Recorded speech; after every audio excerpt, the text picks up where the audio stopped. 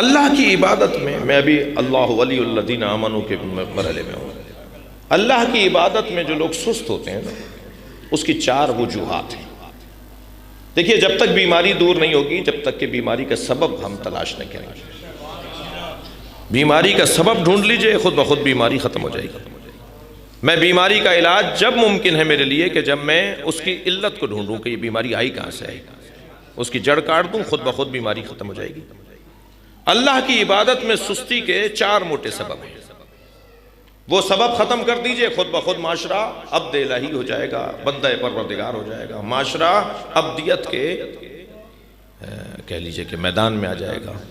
سب سے پہلا سبب، تھک تو نہیں رہے، سب سے پہلا سبب جو اللہ کی عبادت میں کمی کوتاہی کا ہے، وہ عزیزان گرامی والدین کی بے توجہی ہے.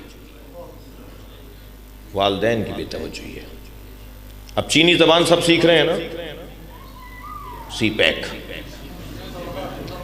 اس کا مطلب ہے کہ دنیا کی خاطر میں کچھ کر سکتا ہوں، مگر مجھے نماز نہیں پڑھنی آتی، تجوید نہیں ہے میری، مجھے سورہ الحمد صحیح نہیں پڑھنی آتی. جس کا قبر میں مجھ سے پوچھا جائے گا اس کے بارے میں توجہ نہیں کر رہا، مگر میں چینی زبان سیکھ رہا ہوں اس لیے کہ 4 پیسے ملیں گے. والدین کی بے توجہی ہے. والدین نہیں خیال کر رہے.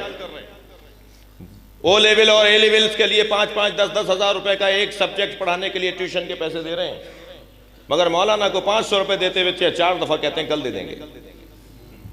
جو قرآن پڑھانے آتے ہیں نا مولانا، انہیں کہتے ہیں کل دے دیں گے، پرسوں دے دیں گے. وہ بیچارہ 4 دفعہ مانگنے کے بعد پھر مانگے گا بھی نہیں، مگر ایسا بھی ہے کہ وہ پھر آئندہ دل سے پڑھائے گا بھی نہیں.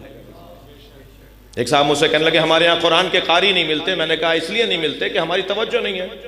ابھی آپ اعلان کر دیجئے کہ ہر قاری قرآن کو، ہر مدرسر قرآن کو ایک بچہ پڑھانے پر 5000 روپے ہدیہ دیا جائے گا. شاید ہر گلی میں، ہر گھر میں ہمیں قاری قرآن مل جائے. جی نظام ہے نا اللہ کا، پیٹ لگا ہوا ہے نا، بجلی پانی گیس کا بل آتا ہے نا، گاڑیوں کا خرچہ ہوتا ہے نا. ایک جگہ ہم گئے، وہ ایک صاحب لفافہ دینے لگے، کہنے لگے جی مولانا ہے حجت الاسلام ہے، انہیں لفافہ کیوں دے رہے ہو؟ میں نے کہا بھائی یہ تو حجت الاسلام ہے، ان کی گاڑی تو فیول، ان کی گاڑی تو پیٹرول کھاتی ہے، ان کی کار حجت الاسلام تھوڑی ہے.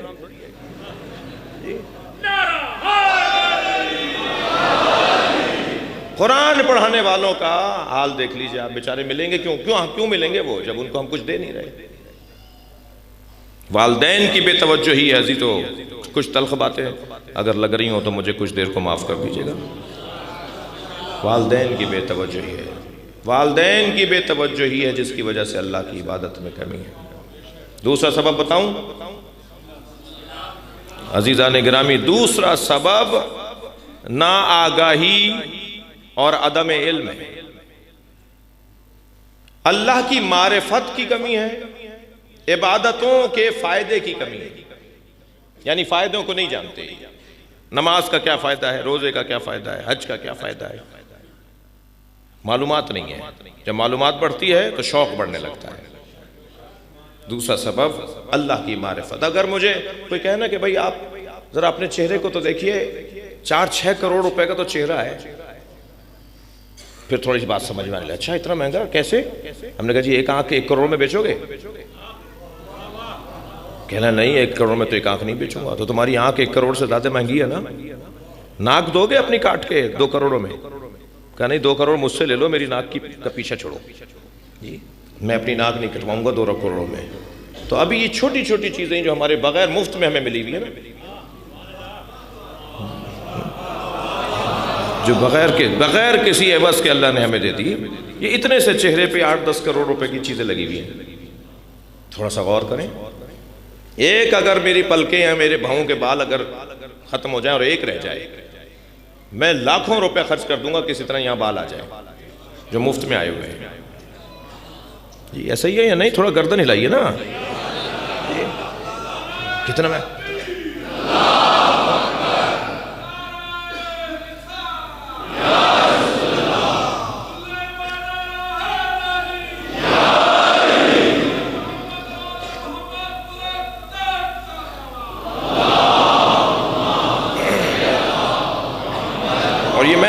یہ میں نہیں کہہ رہا، قرآن کہہ رہا سنوريهم آياتنا في الآفاق وفي أنفسهم. تم اپنے اوپر غور کرو ہم نے تمہیں کیا کیا دیا ہوا ہے. میں صرف اپنے اوپر غور کروں تو اربوں خربوں روپے کا تو یہ مفت میں اللہ نے بدن دیا ہوا ہے.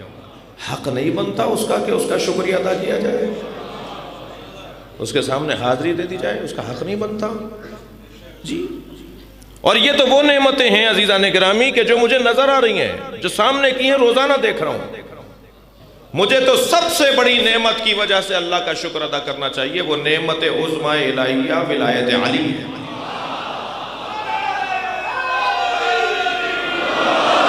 یا اللہ میں تیری بارگاہ میں اس لیے حاضر ہوا ہوں کہ میرے دل میں علی بستا ہے. نعمت عظمی پروردگار. وقفوہم انہم مسئولون, روکو انہیں, ان سے سوال کریں گے, ان سے سوال ہونا ہے. ثم لتسألن یومئذ عن النعیم, پھر اس کے بعد سب سے بڑی نعمت کے بارے میں سوال ہوگا. حضرت ابو حنیفہ کو بلا لیا میرے معصوم امام نے. ہم نے سنا ہے تم اس آیت کی تفسیر یہ کرتے ہو کہ اللہ ہم سے قیامت میں روک کر پوچھے گا کہ میں نے تمہیں پانی دیا, کھانا دیا, کپڑے دیے, لباس دیا, گھر دیا, یہ نعمتیں میں نے تمہیں عطا کی, سوال کا جواب دو کہاں خرچ کی ہیں نعمتیں. فرمایا حضور یہی نعمتیں ہیں جن کا سوال قیامت میں ہوگا. حضرت نے فرمایا قرآن میں اللہ نے تمہاری رہنمائی نہیں کی کہ ان تعدوا نعمت اللہ لا تحصوها, تم اللہ کی نعمتوں کو گننا بھی چاہو گے تو شمار نہیں کر سکتے. تو جنہیں ہم شمار نہیں کر سکتے ان کا حساب کیسے دیں گے؟ جب گنتی میں نہیں آ سکتی تو ہم ان کا حساب کیسے دیں گے؟ کہنے لگا پھر کیا فرمانے لگے کیا مطلب ہے پھر اس آیت کا؟ حضرت نے فرمایا ہم اہل بیت کی محبت وہ نعمت ہے جس کا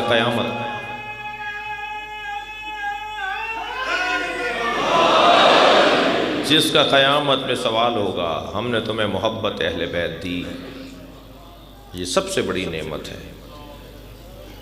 وَاذْكُرُوا نعمت اللہ علیکم, اللہ کی ایک نعمت کو بار بار دہراؤ. وہ ایک نعمت کون سی ہے بھائی؟ یا اللہ تو خود بتا دے وہ ایک نعمت کون سی ہے. وہ نعمت عظمی ولایت علی ہے. علی, علی کا نام, علی کا ذکر بار بار کرو, اس نعمت کو دہراتے رہو. عزیزان گرامی خبردار یہ بات نہ کریں بار بار کہ بار بار علی علی کرنے سے, ہر بار علی علی کرنے سے کیا مل رہا ہے.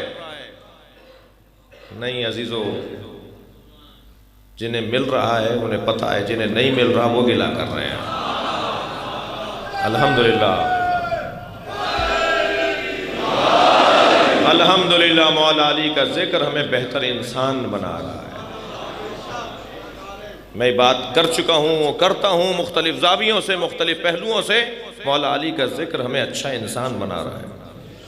جو علی سے وابستہ قبیلہ ہے نا, ان کی تصویر دوسروں سے اچھی ہے, ان کا چہرہ دوسروں سے بہت اچھا ہے. دنیا آج اس بات کو مان رہی ہے کہ ان کا چہرہ دوسروں سے بہت اچھا ہے. 56 اسلامی ممالک میں ایک ہی ملک تو ہے جہاں علی و ولی اللہ کی آواز آتی ہے, سرکاری سطح پر, ریاستی بنیادوں پر. جی آپ دیکھیے ساری دنیا کے مسلمانوں میں اچھا چہرہ انہی کا ہے.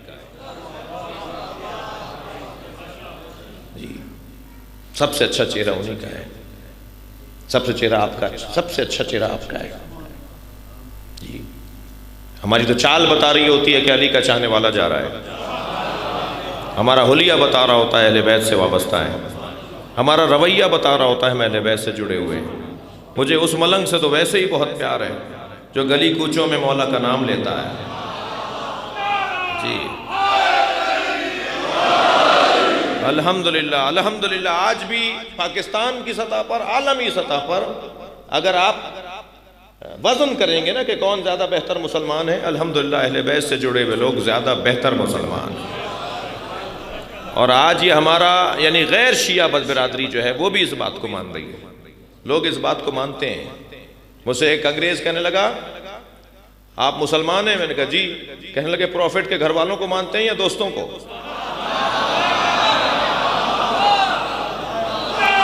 جی میں نے کہا پروفٹ کے گھر والوں, پروفٹ کے دوستوں کا احترام کرتے ہیں مگر پیروی گھر والوں کی کرتے ہیں. تو بے ساختہ کہنے لگا ہاں وہ جو گھر والوں کی پیروی کرتے ہیں نا وہ اچھے مسلمان ہیں۔ یہ پوری دنیا میں ہمارے بارے میں ایک رائے ہے غیر مسلموں کی۔